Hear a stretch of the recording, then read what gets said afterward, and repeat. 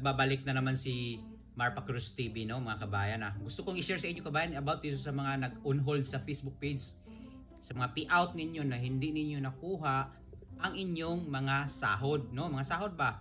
Yung tipong naranasan ko to, kabayan, naranasan ko, yung tipong ngayong buwan dapat ako sa sahod, no? Doon yung nakalagay na ngayong example, ngayong buwan ganito ang pizza, makukuha ko yung sahod ko.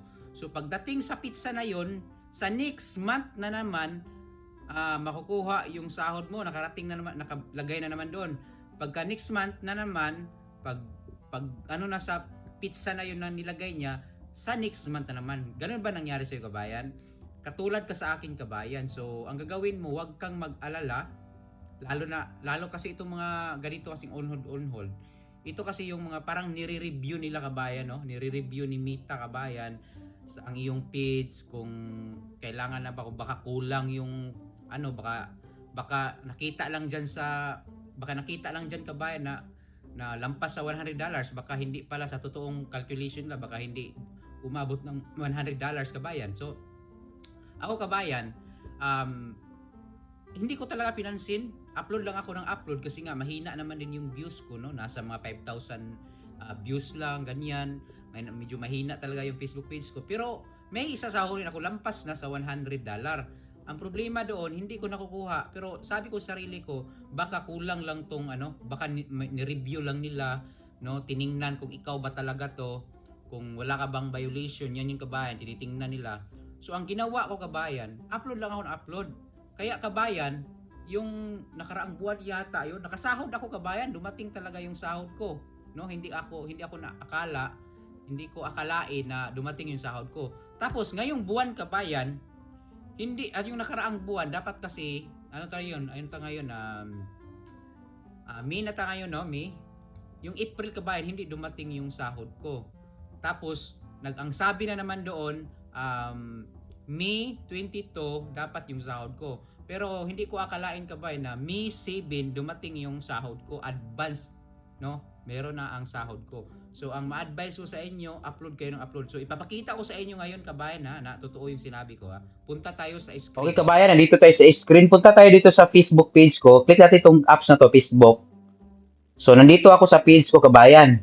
I-click mo lang tong picture mo, profile picture. I-click mo yan. Yan. Makikita mo, kabayan, ako, video ko. Hindi talaga mahina talaga sa views, kabayan, no? Konti lang yung views. At least, kumikita yan.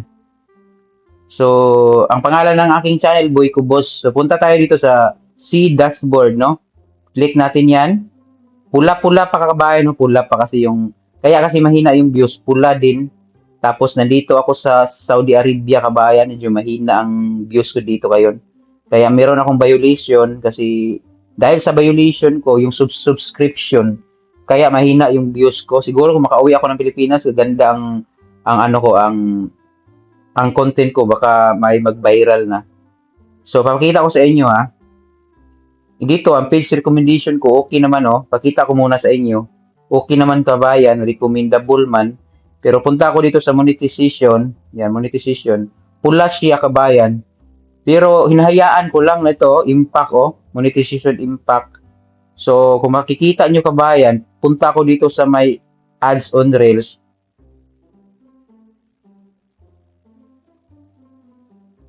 Yan, kabayan, Mahina din ang kitaan, Point lang. So, ngayon, kabayan, ito kasi ang problema ko, kabayan. Itong in-strip ads, okay yan, bonuses, ad reels, ads on Reels, stars, okay yan. Ito lang problema ko, subscription. Yan lang, kabayan, ang problema ko, namula-mula siya.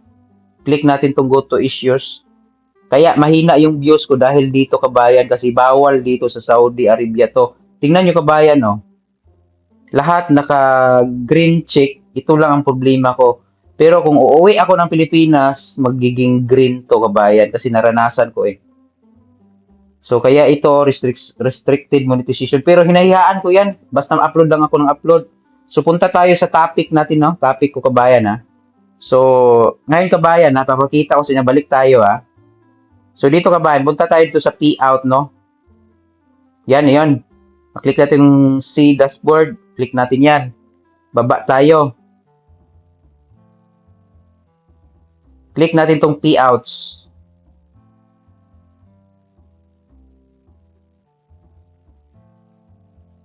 View details. Yan kabayan, no? May 7, 2024, paid kabayan, $152. So, nakuha ko kabayan, no?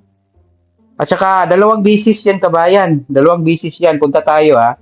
Dalawang bisis ko yung nakuha. Punta tayo dito sa Chrome. No? Punta tayo dito sa Meta Business. Punta tayo sa payout kabayan, payout. Punta tayo sa payout. Dalawang bisis ko na nakakuha ako ng sahod eh. Hinahayaan ko lang kabayan, hinahayaan ko lang. View details. Yan. Payout. Bago lang kabayan ako. Yung iba kasi nawala na dito kabayan. Ito yung latest ko. Yan kabayan, no? May 7, 2024. Yan, May 7 pa oh. May sahod na ako, $152. So, ibig sabihin ng kabayan na hayaan mo lang kasi nga nire-review pa yan nila. Huwag kang mag-alala kasi darating yan sa buhay mo, yung sahod na yan. So, ang advice ko, upload ka lang ng upload kasi nga makukuha mo rin yan kabayan. Makukuha mo rin yan. So, yun na kabayan. Maraming salamat. Don't forget to follow kabayan and subscribe.